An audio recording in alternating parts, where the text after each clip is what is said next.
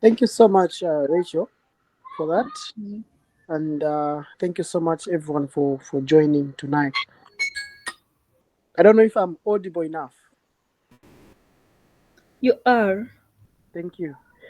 All right. So just to introduce myself, I know Rachel introduced me maybe briefly, but I would like to introduce myself fully so that everyone know me. Yeah. So I am a biomedical scientist by profession. And then I am the founder and CEO of Biomed Connect. So this is an organization that unites medical laboratory science students, graduates, and professionals worldwide. We are fostering collaboration, knowledge exchange, and technological advancements to enhance patient care. I am also the ambassador for the African Society for Laboratory Medicine.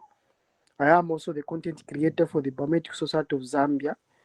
Yeah, and many other things that I am or I'm doing. Yeah. So I know I've been given 20 minutes to give my talk or presentation, but I'll say it's a talk because I'll not um, present anything or maybe give you slides or something. I'll just speak because this is me telling you who I am, the experiences, what I'm doing, and things I feel you can also do, you know? Yeah. So now this is all about us, trying to help each other understand how to turn, skills into digital income through strong personal branding. That's me. That's what I'm going to just tell everybody tonight. How to turn digital income through personal branding, identifying your niche, how to identify your niche and creating solutions that people will pay for. you know it's about us now using our skills, and then we turn those skills into things that people would pay for. Okay, so I'll be quick. I wish I could be given the whole week to speak about this, but I'll try by all means to just summarize and just give out some tips. Yeah. So now, for me, like I'm saying, I'm going to talk about personal branding and then how you can monetize such. you know we are living in a digital world where the world now is just in that space where you can connect with anyone at any point. You can talk to someone from anywhere in the world. So even the market is like that.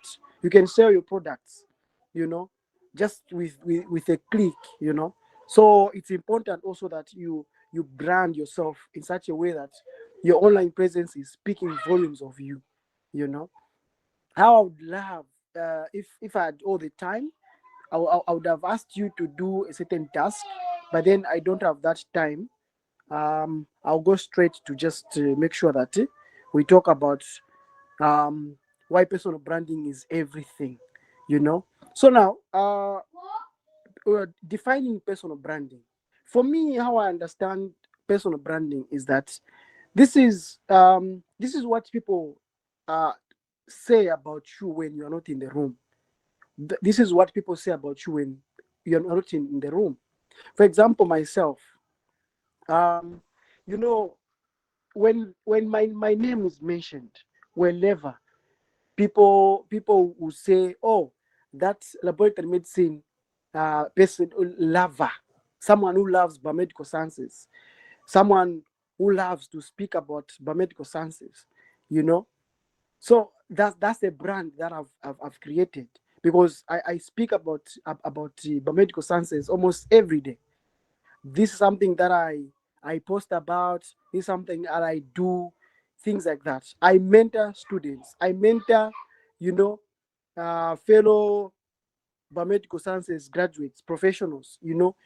To make them understand this field. So this is how I've branded myself. This is how I've branded myself. And um, now, out of who I am, the brand that I've created, I have I have those skills, you know, the skills that helps me now to do what I do, you know. People know me, they trust me because they know that, okay, when I'm called upon, I'll do this task to meet their expectations and all that, you know. So now, we said that a personal brand is something that people will say when you are not there, when you're not in the room. People that something that people will know you for. You understand? Something that people will know you for. That, okay, that person is good at this. You know, that's a brand. That's a brand. Even on social media, when people are looking for something, you know, there are even people who are going to recommend you to say that person, we know him for this, you know, we know him for this. Now, let's talk about discovering your digital value. Okay, discovering your digital value. You need to ask yourself some of these questions. Who am I? What am I good at? These are skills we're talking about. What am I good at? Am I good at graphic designing? Am I good at just speaking? Am I good at, you know, maybe um, crafting content? What am I good at? These are skills that we are talking about. So now, the other question that you can ask yourself is, what do I enjoy? Okay, what do I enjoy?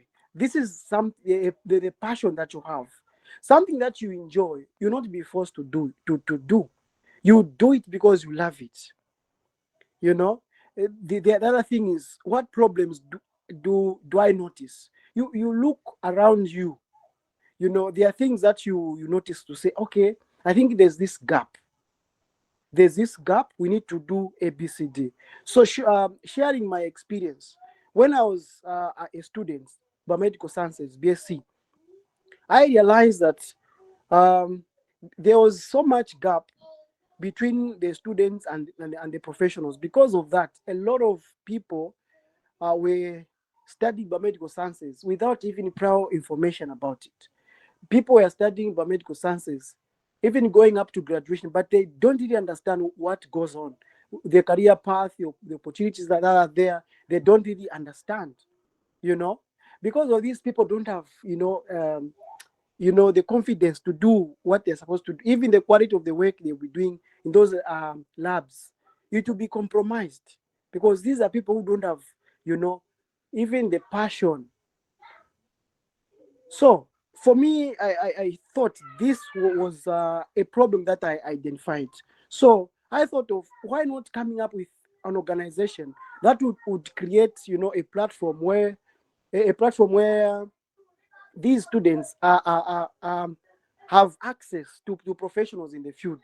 They're able to be mentored, to be guided, you know. So this is one of the reasons why we decided to come up with the organization we are calling Biomed Connect. You know, because of that, people are mentored, and I've taken it upon myself. Because of the organization, I'm well known by other people. People are able to come to me. Oh, I need to understand this field. I want to do that. I want to do that. That's something that I've created, you know. So this is how we can even sell ourselves, by noticing problems around us. These are opportunities. The problems that we notice around us, they are opportunities. So these problems, what you do is you now find solutions for them. Okay. So now the other thing is, what you can do to discover a digital value or something that you can sell to people is, what do people ask me for help with? There are people where they are known for being good at just advising. Okay, they are good at coaching, they are good at speaking. People will come to you, oh, I think I have this problem, I would love you to help me, to guide me to do this. That's something that you should take seriously, because this is something that you can even, you can even get money out of, you know. So these are serious questions that we need to ask ourselves. Okay. So, and another thing about me is that I realized that people kept asking me how to write CVs, create designs, and position themselves on LinkedIn. These became my products. I use this because I knew that, okay, people are coming to me. Why not make use of them and just earn something from this? So this is how even ourselves here can do, because there's supposed to be something that people come to you for, to just ask, because you are good at this. So that's the brand that you've created, like we said. Okay, something that people know you for. People would say, okay, this person is good at this. So one tip that I can give you is, where skills plus passion plus problems, it equals to profit potential. Yes. So you have the skill, you have this skill. Like for me, I told you, skills to design these, to write these CVs, to create designs, even speak, to speak to people about positioning themselves on LinkedIn, how to make use of LinkedIn, you know, how to mentor people. So these are skills, and then the passion that you have, something that you love to do, something you can do even when you're not paid. This is something that we are calling passion. Then something that you can also look at is the problems around you, like we said. You identify this problem, I think it needs such a solution, and that solution will be a profit to you. Okay, so let me just take you through some of the digital products that I personally I'm doing and I'm making use of. Like I told you, CV writing for students, maybe even recent graduates. These are some of the things that I do. Okay, webinars. So as an organization, for example, we do webinars where we attach a fee. People would pay because they know that this information is very important, and we've created that brand that we are trusted. They know that when we come up with a webinar, they know it's quality and it's something that will be helpful. Okay. Another thing is mentorship programs. Mentorship, if someone needs to understand the field, to understand something, and make them understand how to grab some of these opportunities, they would love to be mentored, and someone can even pay for it. you know some of the other things are speaking. You speak well, you can make people understand some concepts. You can make people understand some of these things. You can be paid for that. Consultancy, these are great things that you can do. Now, as I wrap up, let me just give you some steps that you can follow to identify a need. To get you started, what you can do. I know a lot of people ask, like, where do I even start from? Where do I even start from?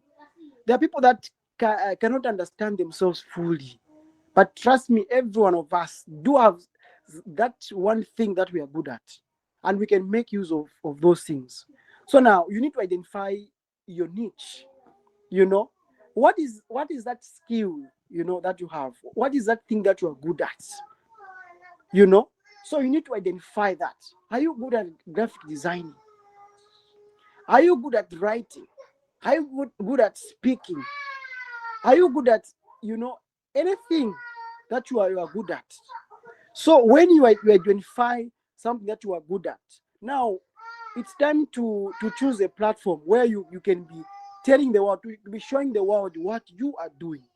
Okay, so here I see people where someone has this niche that needs an audience of the professionals, yet they want to post what they are doing on TikTok, maybe YouTube. So you need to identify these platforms critically. Where will my clients or my audience come from? Or where are they? Is it on Facebook? Is it on LinkedIn? It's not every platform that you can be posting things that you do. you need to identify your audience first. You know that, okay, this is my niche. Now where can I be showcasing this? Where can I be posting this? So for me, I use WhatsApp, I use LinkedIn, Instagram, and Facebook. Yeah, because I know that the people that I'm looking for are on Facebook, are on LinkedIn, are on Instagram, they're on WhatsApp. So you do that. So you can also build a simple branding that is like your biography. Tell people about you, so that when they look at your profile, at least something like there'll be something that will be like, oh, so this person does ABCD. Okay. And then you need to create your first product. We all start from somewhere. Okay. So when you start, like when you create something, let's say a book. Okay. You create a book, you need to have confidence that, okay, so this book, I think it will help people. So maybe you cannot take it on the market, maybe on a larger scale, but what you can do is you can even find people to look at that book. Maybe you give them a discount, maybe free, maybe you give it to 5 people. Okay, guys, look at this is my book. Okay, this is my book, look at it, how is it? So they'll give you feedback, and they'll tell you, okay, you can do better, you can improve here, and things like that. Then after that, you can collect testimonials. There are people who appreciate that book and say, oh wow, this is good, this is good, and things like that. You scale slowly like that. Okay. So there are common mindset, there are things that blocks a lot of us from starting. I'm not good enough. I'm not good enough. Like but you can start and improve. Everyone starts somewhere. That's the truth. There are people who will be asking themselves, who will buy even? Who will buy my product? But those with a problem you can solve, they'll buy. Some people will be like, I don't have time. But I think we waste a lot of time on social media doing nothing, scrolling down, up, doing nothing. You can start with an hour, you can work on something. So for me, in Zambia currently, they'll tell you, people who are in Zambia, they'll tell you that we have a problem of load shedding. Like power is a challenge. So you find that power is coming at 10 p.m. Then by 5 p.m. it goes like that. But I'm writing a book, whenever power comes, I'll be on my laptop working on this book. Maybe I'll sleep at 1 a.m. I don't have to say I don't have time. Oh, there are these challenges. As long as I want to do something, I'll do it definitely. Okay. So yeah, I know I have 2 minutes to go. I have 2 minutes. Yeah. So that's about it. I wish I could have all the time to talk about personal branding and what I feel a lot of us can do, to start doing something. It can really help. So to end this, I know that this was short. Maybe I was fast, but I believe that you got something from this, and I know that one or two will start implementing some of these things. Thank you so much. Don't let doubt delay your digital destiny. Thank you. That's Frank.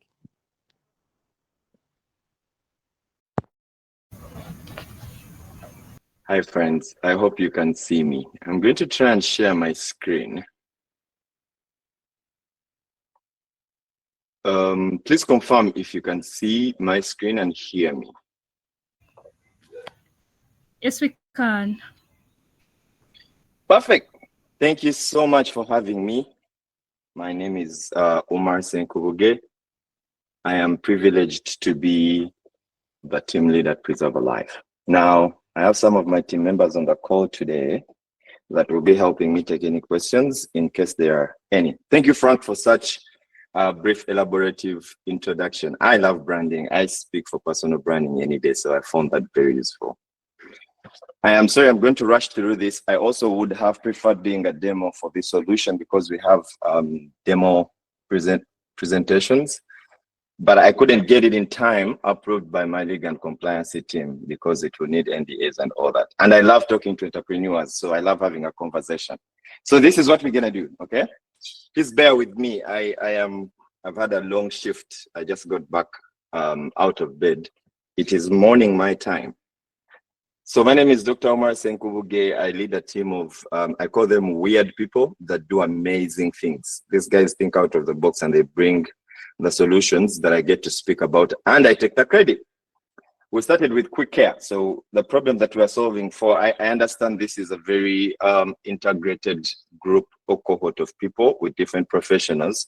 So I'm going to try and speak as much as I can English and not medicine. But where the language and the vocabulary fails me, I will confuse you guys with medical jargons just so to sound better, because I also love sounding better. All right. So the problem that we started fixing was a problem of inconveniencing healthcare. I am born and raised in Uganda. I am happily married. I have 2 young babies. What has really driven most of the things that I do is the idea that at one point, one of the people that I care for and love would be in a position where they can't get help. It started with my mother. So I started a company called QuickCare in 2018. And the problem that we're trying to address is the inconveniencing healthcare, at least for the biggest part of our community, which is Uganda. But our problems are largely the same across Africa. So we started QuickCare in 2018. The idea was simple: is how do we bring convenient, affordable healthcare to people, right?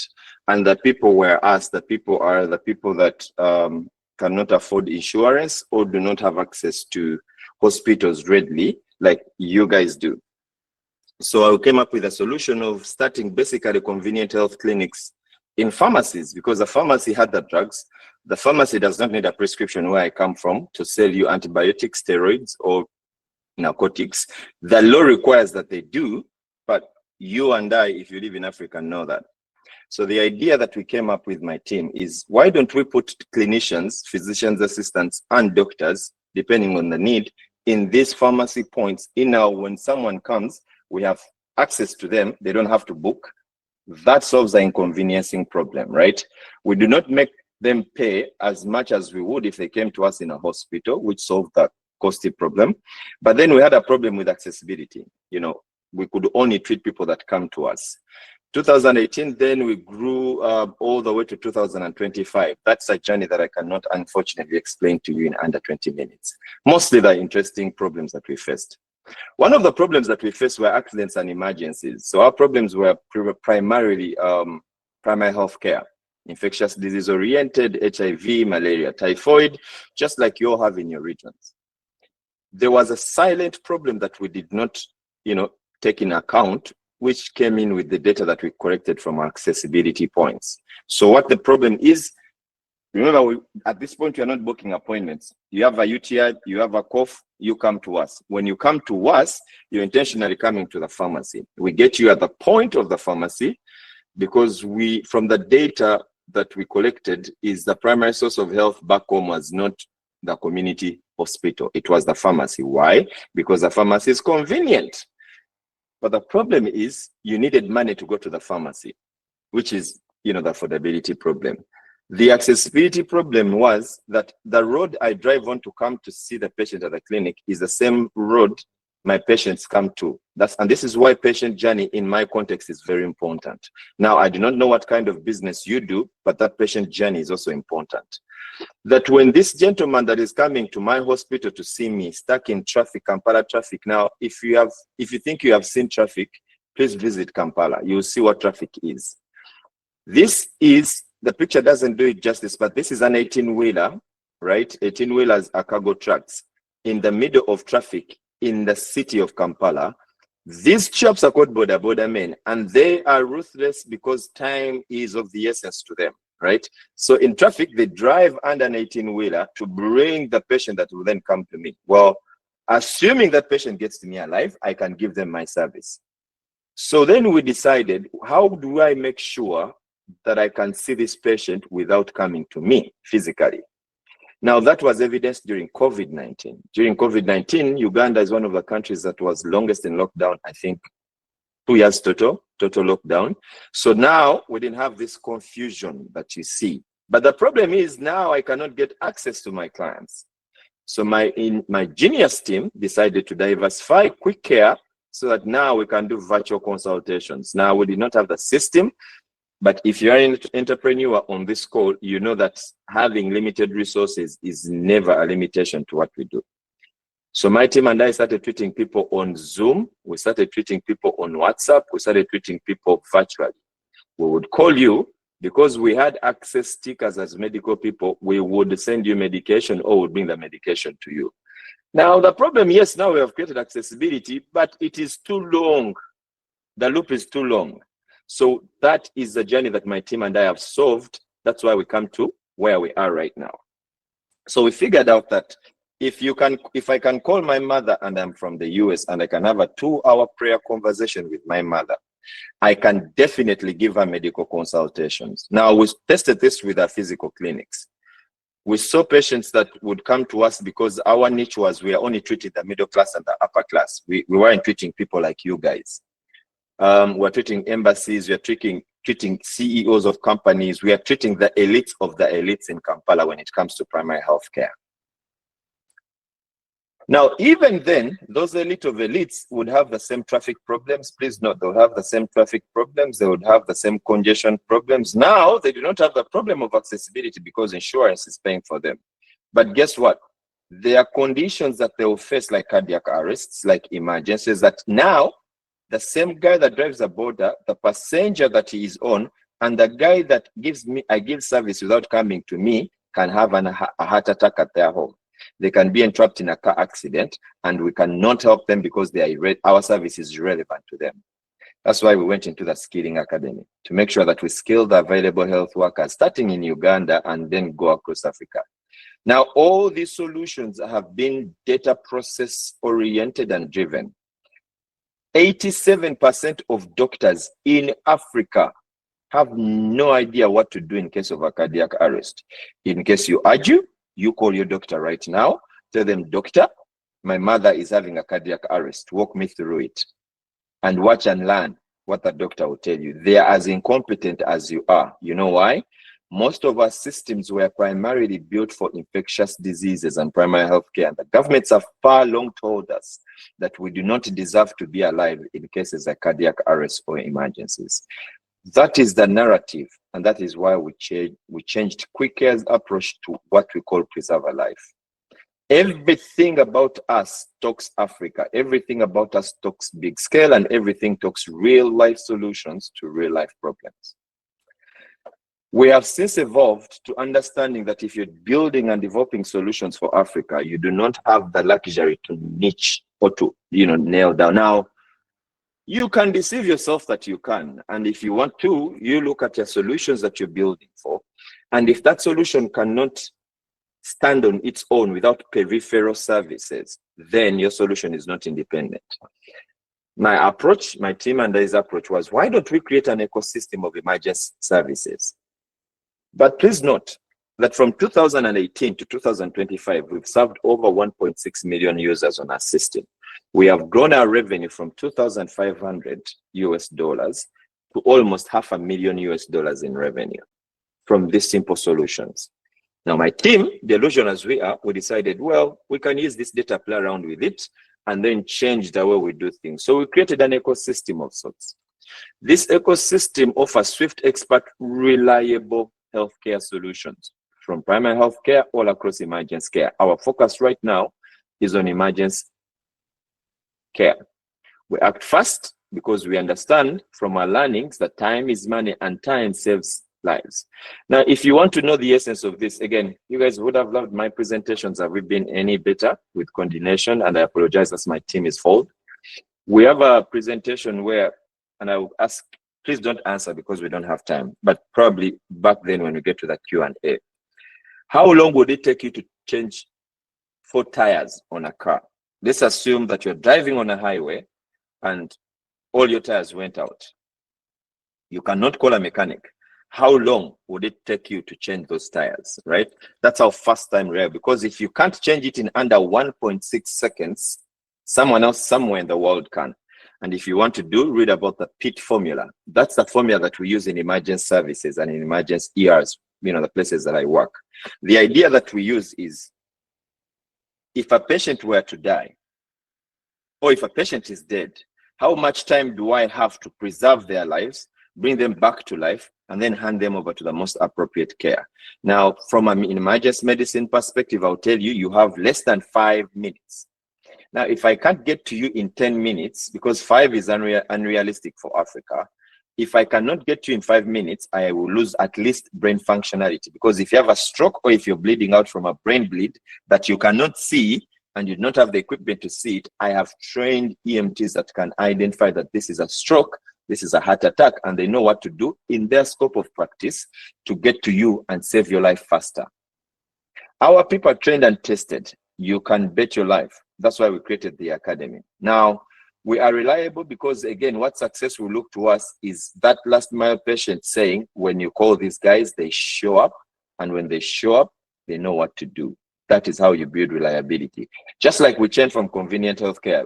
Convenience is not just you getting access to care, it's care getting to you. Because if Glovo or if Uber can give you a car that you don't have to pay for, a car that you don't own, but you can ride in it at the back of the car on AC, you can actually tell the driver, excuse me, can you please lower the windows up?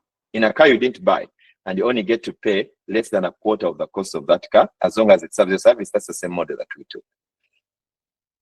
Where we are right now, our mission is, we have identified 3 products, because again, we run an ecosystem, just like Google does.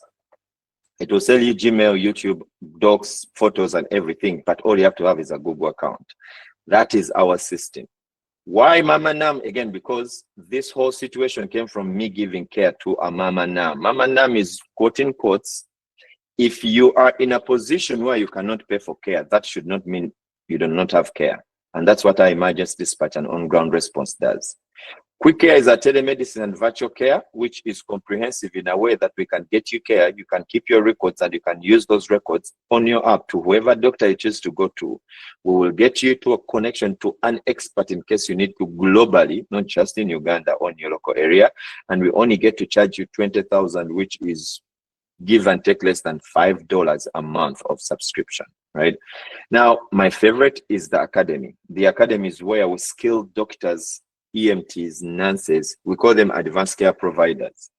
Now, we teach them, certify them, and then train them, and then certify them from a US-based accreditor, in that now, if you're a doctor in Uganda, you can, in case you travel into Senegal or any part of Africa, at least you have a global certification that will let you practice emergency medicine to preserve that life, which is value addition. Again, unlike most of you, our conversation shifts from a price point of view to a value point of view. And that's how we build sustainability. What is our vision? An Africa where help always finds you, where the distance between crisis and care disappears. If I can link the gap between a crisis and a solution, that is not just for Uganda, that is for Africa, I would have won. Now, we enhance and foresee creating a fast accessible emergency network across Africa. Our struggles are still in Uganda because we needed to fix the problems for our people. We want to have a new generation of homegrown emergency medicine technicians, practitioners, and advanced care providers. Because again, just like I keep telling entrepreneurs that I have a chance to mentor, is the reason you create, the reason you innovate is never about you.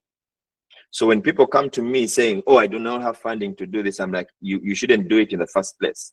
Because if you need money to innovate, then you are innovating for the wrong population. I told my team, you guys would be shocked if I tell you how big my team, in how many countries we are, and how much budget we run on, right? The idea should focus on efficiency and innovation. If you do focus on efficiency and innovation, then that's how you grow company culture and organization culture. Apple never has to advertise for its products, if you think about it. But us that use Apple products know the value of Apple, that I do not care if it costs a world. I don't care if a new phone comes out and it costs 17 million that I do not have. Apple has situations and strategies that will ensure that I can afford it, which is either phone finance. That's why where I come from, I have beautiful girls holding iPhone 16 Pro Maxes that they cannot afford. Well, don't ask me how they got them. That's none of my business. What I'm trying to enforce here that Apple wins by creating a product that even the people that cannot afford to pay for can have access to, and they are using it.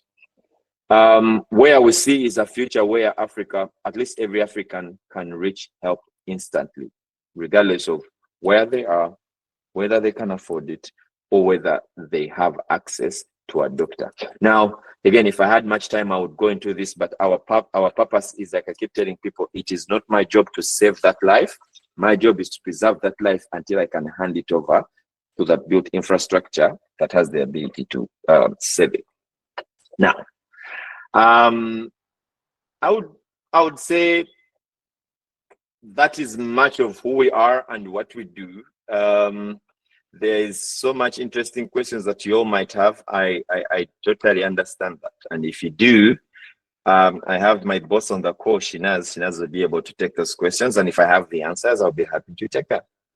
Thank you very much. Wow. Thank you, Dr. Umal. Thank you, Frank. As a business-minded life scientist and a lived entrepreneur, I've listened to these two professionals speak business, not as a jargon, but as the language they have lived, they have understood, and embodied through experience. I want to say thank you. Thank you, Dr. Umal. Thank you, Frank, for really taking some time and invest in this to prepare for all this. Thank you for showing up. Thank you for pouring out a lot of value. And I believe that what they have shared has sparked a different kind of thinking to the participants on the call. I believe it is shaking the comfort zones probably some could be living in. If something stirred you tonight, it will be really out of courtesy. Drop an emoji in the chat right now, or to really show that these professionals have really shifted and inspired you. Thank you. And this isn't just another call as we introduce this. This is the foundation of our R.A.I.N Global Digital Accelerator Program. As you all know that it is running in different regions. For West Africa and outside Africa, it's already begun. And this is actually on their step 2. But for Southern Africa, Central Africa, and East Africa, it is just starting. So that's why a majority of you are actually Southern from those regions. However, we expected a bigger number, but I registered so many apologies. Load shedding and African problems. Trust yes. me. Yeah, so I registered a lot of apologies, load shedding, but regardless, for all those that have managed to appear, thank you. And without me wasting a lot of time, I would like to first have your questions. Maybe I'll continue with the intro with other insights later. Do we have questions? Feel free to raise your hand or drop your question in the chat. Oh, silence means a lot. That means we did a terrible job. I'm sorry. we should have done better. Well, if there aren't any questions, I'm happy to continue my presentation and show you guys a few cool things about what we do, how we do it. But I'll take questions. All right. All right, Dawood. Let's first have Dr. Umal. Maybe let him first continue. Oh, no, let Dawood ask. Let Dawood ask, please. Let Dawood ask. I am sorry. I just thought we didn't have any hands. Okay, all right. So okay. Thank you for the opportunity. And I want to thank our presenters for the very brief and educative information they passed on to us.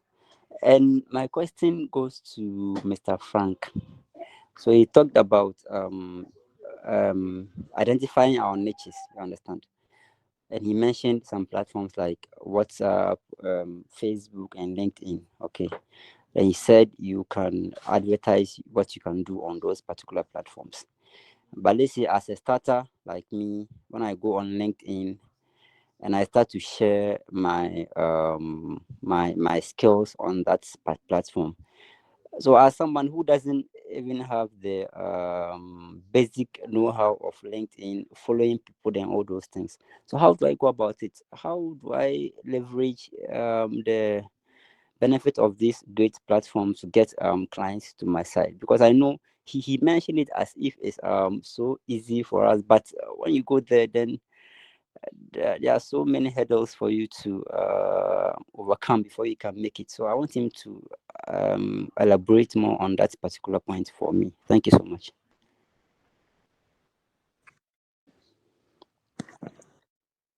All right. So to just try to answer the question, yeah, just like you said, it's not really an easy thing to do where you start today, start happening. It doesn't work like that. So, like I said, personally, I do help people to understand LinkedIn, like the features there, what you can do to make sure that you are making use of it, because you cannot just go there and maybe look at what people are doing, then you also start posting maybe what they are posting. It's about you understanding how it works. You understand your niche and how to find the people that you want, how to have meaningful connections and things like that. And the other thing that you can do is to do some online, programs or courses. They are there. You can do them at Allison. They can make you understand how LinkedIn works. Yeah. So basically, it's not about you starting something today and then expecting it to give you profits the other day. It's about taking those steps, understanding, how it works and things like that. Yeah, I don't know if I've answered your question. Also, if I might, can I supplement something onto that real quick? Every time I hear entrepreneurs saying, "I do not know how to do it. I cannot do it. It's hard." It should be hard, and that's why you're not supposed to do it. One of the things that I'll tell you from my early stages, and this is unsolicited for information, is get to leverage your social capital, right? The idea, you need to get out. See, innovators have this presumptuous mentality that I am doing this because I'm the first one to do it. You're not. You are not the first person to use LinkedIn, and you are not going to be the last. Find people. Your job is look who does it better. Find them. You look into your social capital. Find someone that you look up to professionally and tell them, "Hey, I need you to teach me how to do this." You need to leverage those three things. Find a mentor, find a coach, know the difference between the two. Who's going to give you time, who's not going to give you time. But if you go to them, go with a solution. Go with something like, "Hey, this is where I want to get to. Help me get there." A mentor will walk through with you in a different angle, and so will a coach. A coach will also walk in a different angle. That is going to make life way easier than you trying to do everything, because then you realize that you'll focus on the innovation part. Let someone else help you do the branding part, because it then becomes too hectic and too expensive. Thank you, Dr. Umar. Thank you, Frank. Dawood? Yes. Yes, go ahead. Okay, so Dr. Omar, this question is for you as well. Okay, I'm so impressed about your initiative and whatever you do, because it comes in handy when it comes to healthcare. So thinking through your initiative, I'm a laboratory scientist, okay, and I know I have so many colleagues on the call who are medical laboratory scientists. So I was trying to relate what you do to medical laboratory services. And I'm thinking, what can I also do in such a situation to help people who are, let's say, less privileged and don't have access to laboratory services? So how do I go about it?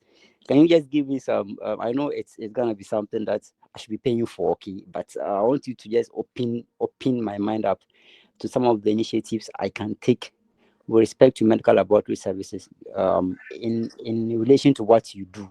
So translating that into medical laboratory profession. Hope you understand my question. Can, Can I ask which country you're in? I'm sure it's Nigeria or Ghana. No, I'm in Ghana. Ghana. Okay, where in Ghana? Bono region. It's called Bono region. Is that on the eastern part?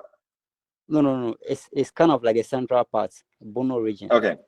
The reason I ask is, unfortunately, I cannot tell you what to do or how to do it, but I'll tell you what we've done. Again, because it's an African problem. See, from a medical perspective, and I'll talk to you specifically because you are in the medical world, and mostly in medical lab, you understand the pathology and the progress of disease, right? Disease just doesn't happen. Well, a patient will come to you because disease happened, but the disease process just doesn't happen. There is an etiology and usually a process, and so does entrepreneurship. The beauty about entrepreneurship is that you have a drive. You already have the spark that started you off, which for you, medical laboratory, there is existing infrastructure, and that is the gap that you're creating. You are the link between the two. I like to call it a conduit. You are the conduit between the two. This is what we have done, for example. We realize that it's easier for the government to give someone antimalarials if they have a positive test. As a matter of fact, I was part of the people that were involved in the conversation of starting village health teams in Uganda, 2013, I think. The problem that the government was now producing antimalarials on a large scale. And the problem is there in the community, people are dying of malaria. But the government did not have enough health workers to take these antimalarials to the community, and building a health center one facility, which is starting, was too expensive across the country. Now the government skipped health center 1, and our system starts at a health center 2 model. Well, that is at a Paris level. If you realize that the reason we need a health center 1 is for that last mile. So you are that connection in that context between the last mile. At QuickCare, we realized that most of our biggest revenue, and I'm happy to, let me actually see if I can pull this up. Again, trust me, this is going to make more sense. Okay. And that one. And what we realized that when we started doing our calls or realizing this data, 72% of the $500,000 US we were making was coming from lab, pharmacy, and consultations. The biggest of these 72 driver was lab. So now, and it also had the biggest cost from a lab perspective, because then you have to pay sundries, you have to pay reagents, you have to maintain the equipment. That means you have to process at a larger volume. What we decided is, if I went back in my life, 2013, got the village health team that I had, I trained those village health teams to be phlebotomists. Now, and then they have RADTs. Now I can go to the VHT, because if the government will let you give antimalarials, they just need someone that can make sure that that's a test. All I needed to do is do better coordination, that if I send you for a call that, oh, if the patient needs antimalarials, I'll make sure that that patient can do an RADT. You know what you can do now as an RADT is pregnancy tests. People no longer need to come to the lab to do pregnancy tests because they have random diagnostic tests. That is what helps you. Your job becomes a coordination job. You get your skill. Do not think about Ghana or Bon, that name I can't pronounce. Think of a bigger scale. How do I make sure that I tap into the national lab infrastructure, understand what their requirements are? That should be your drive to make sure that's a problem that then you want to solve. And that might look like, I'll get my colleagues and tell them, hey, between you guys, I need everyone to mentor 100 local people in just processing the logistics of RADTs, train them in doing pricks, perfect site infection control, and now they get to replicate that. All you have to focus on, make sure you have accountability systems that will do that. Now, that's a long shot, but that's what I did. I'm not saying that's what you should do. That's a kind of model we took, and we decided to digitalize our lab into a central lab. And now I don't care where Mama Nam is. I know that there's infrastructure that she can do an RDT. Now, as long as I get to prove that she has a positive RDT, that's a system I set, I can account for the anti-malarials that I get from the national insurance scheme or from the national medical stores. Now, they have all they need. They have the pull and push data. I have access. Mama Nam can get anti-malarial testing, can get anticoagulants, because 87% of our problems we're solving for are infectious diseases, typhoid, malaria, HIV, UTIs, RTIs. I do not ever have to come into contact with these patients to treat them. I can treat them virtually. Maybe that's something that would help. I wanted to show you that data, but then I realized that some of it is confidential. It has a lot of other things that are confidential. But just so to say, that's one way I can answer that. Again, I apologize that took longer than it should have taken. I submit. Thank you, Dr. Dawood. Yes. So I'm okay with the response. But I think when I get another question, I'll raise up my hand to ask. Thank you so much for the response, Doctor. Okay, thank you. Any other question?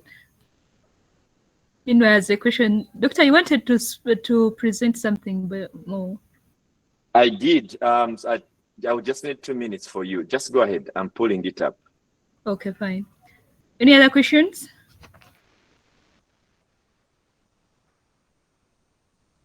I love the conversations.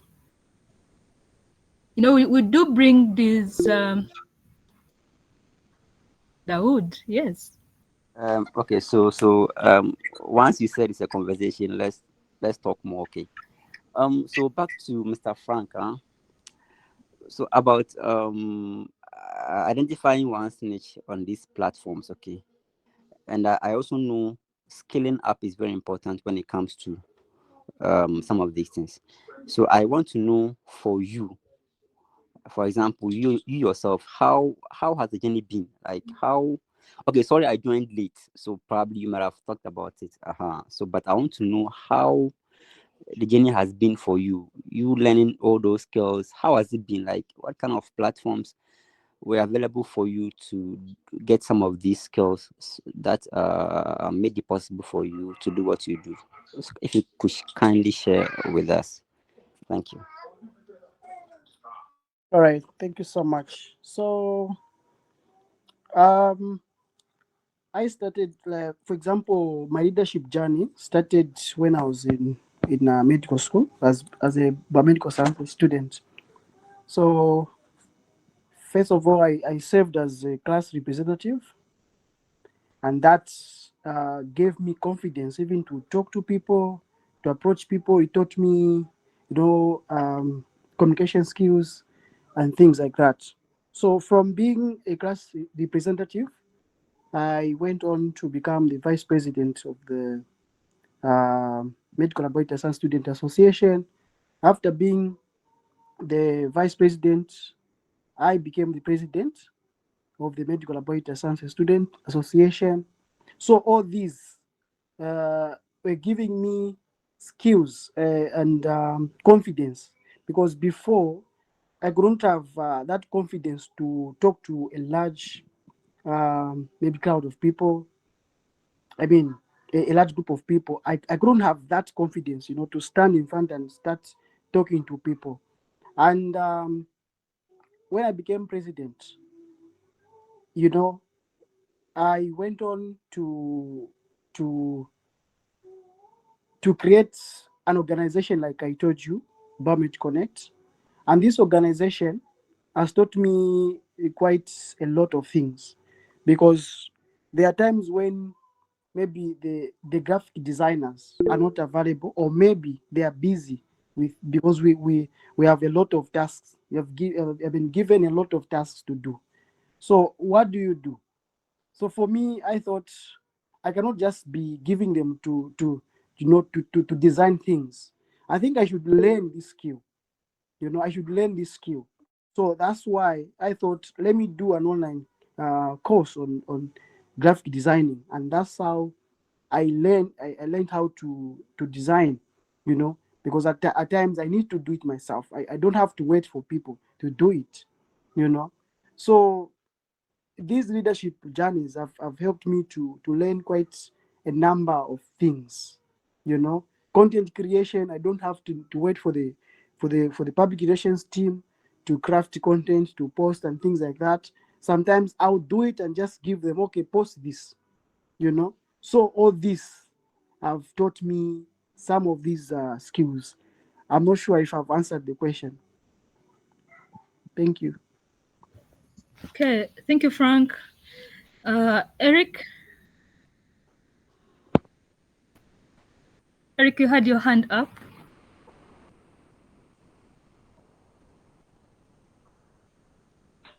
Yeah, all right. Thank you very much for the opportunity granted. My name is Kabengwa Eric, and I'm a student of Biomedical Laboratory Technology at Makerere University in Uganda. I'm so glad to be sharing with various people in different capacities.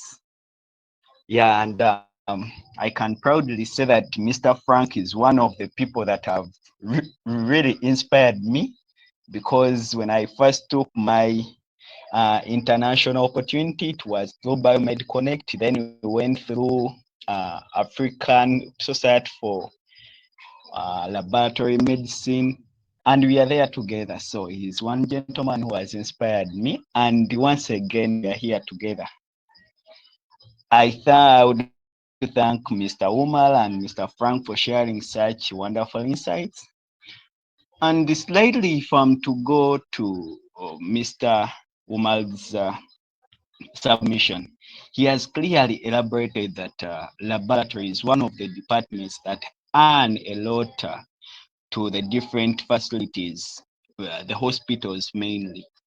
But when you look at lab in Uganda, it is so absurd that it on various occasions the lab profession is not considered, and it is underlooked as an underground or behind, or I don't know which exact word to use. So as a Ugandan, Mr. Umal, how do you think we can lift the status of the laboratory profession in Uganda to ensure that when someone who is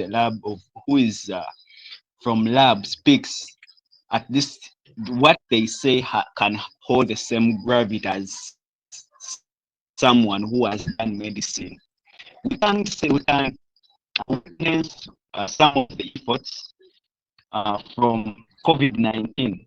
It was very evident that the lab profession contributed more than 80% towards the screening of the COVID disease. But it's absurd that when they were recognizing, it was not mentioned. So I beg to be enlightened on that as a person who is so passionate about lab in Uganda and outside. Apparently, I'm serving as the deputy speaker of the association that is uniting lab students in the whole of Uganda. And so your submission can lay a brick towards ensuring that students in Uganda realize their worth. Thank you. Wow. Should I go first? Do I have a permission, Ms. Sechisozi? Please do. That's a very interesting point of view, and again, that right there, Ronald, speaks into the problem that you're solving as an entrepreneur. Again, I would say stop looking at it as a lab. Now, I'll tell you this, that the same conversations you're having are the same conversations we are having at a national level. Just yesterday, they passed the new commissioners for emergency medicine. And from my point of view, let me ask, and I like that you put it under the COVID way. You cannot have clinical practice without lab. And that's why Allied Health Professionals Council is such a very, very unique player into the healthcare system. You would know that at a primary healthcare level, lab is more important than any other discipline, which there shouldn't even be a question of which discipline in medicine is better than the other, or which one is more superior, because medicine is an ecosystem in itself, just like the bodies are ecosystems. Lab in isolation can never work alone, neither can clinical services work alone without lab support. To you, the advocate, is that's the view that you are supposed to have. An ego's view. That's what makes you an entrepreneur, and the other of your people or your colleagues are not. Your problem should be trying to fix not just a personal problem, but a professional problem. Let me give you the same notion that clinical officers had. Why are we as clinical officers or as physicians assistants not recognized as doctors, yet we do most of the work? That you cannot change, right? So if you try to fix a problem of how do I get perceived as lab, good luck, because you're going to need a lot of resources that you will not have. You're going to have to fight a way bigger problem that you will not win. You are going to break your back, and that's how people give up. I want to challenge you. Focus on the relevancy of lab, and let me tell you what that is. If I have a patient in an emergency department, my role as an emergency medicine practitioner is to make sure that everyone is doing what they're supposed to do, and I'm the eagle's eye. I am literally in a trauma bay when people are dying and being resuscitated. All I do is stand on the bed with my iPad and look at it. That is what you're supposed to do, Ronald, is try and see where is the relevance. So go to people at health centers, try to work with them and say, we as lab practitioners, these are the processes that we have in place to make the patient journey better. That's one. Get whatever that is, put it on paper. Now let that be your starting anchor goal. Where do you make sure you become efficient onto that? And that's what I wanted to show you, that the technology is supposed to get you better. Are you doing M&E? Are you doing quality control? Do you make sure that if we have EDTA in a purple top, that the nurse understands that they're supposed to fill this to a certain point, so that now you don't have clothes to run and unrealistic laboratory things? Focus on those small things that you have control over. Make that a policy. That's how you see relevancy. The conversation shouldn't be who's important. It should be who's irrelevant. I am struggling right now in the same country to tell them that it is impractical for you to train EMTs for 2 years. I train EMTs in America for only 6 weeks and give them a scope of practice. The government does not understand that there's something called a scope of practice. It is not their job to know. It is me that wants to do things in an easier way. It's my job to show them. Now, you find loopholes in the system, fix those loopholes. It's much better problem to fix than you trying to build up the entire lab profession. I don't think I'm answering that to your test, but unfortunately, in entrepreneurship, you're going to have more no's than yeses, right? And all you need is a one yes. So for every no that people will tell you that you can't do it, focus on the yes that you're chasing. And that yes is easier to get if you focus on making processes in patient experience with the existing system. Do not reinvent the existing system. It will be too much work for you, brother. Okay. I submit. Thank you, Dr. Umal. Thank you, Eric. I hope you've got the answer. I'd like to close the session. Once again, thank you, Frank. Thank you, Doctor.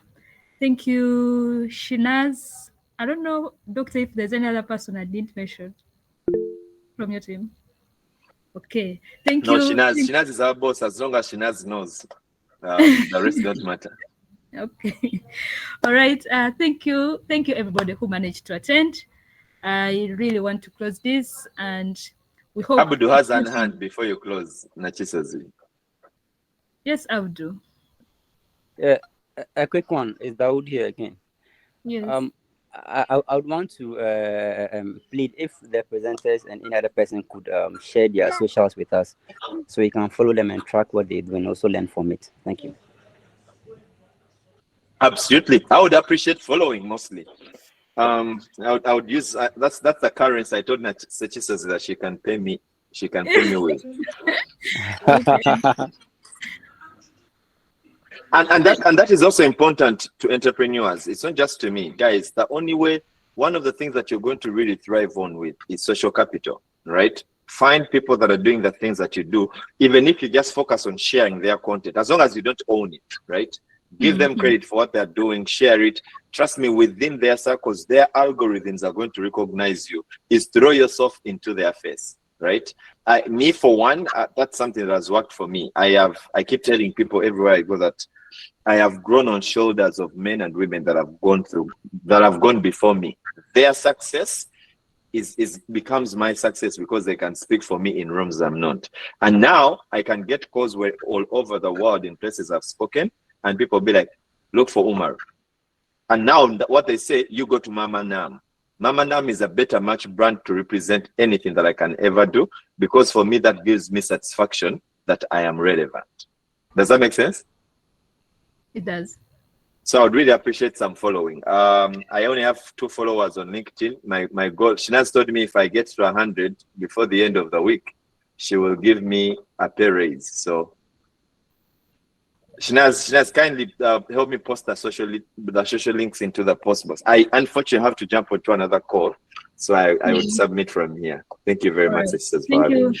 Thank you very much. Thanks for honoring this. Shinaz, kindly share, so I will share on the groups. Or do you prefer sharing on email, Shinaz? I'm trying to get the direct links, so if we close here, I will share with you on email. Okay, fine. All right, thank you. Thank you, everybody. Have a nice evening. Let's continue the chat on the communities. Bye-bye.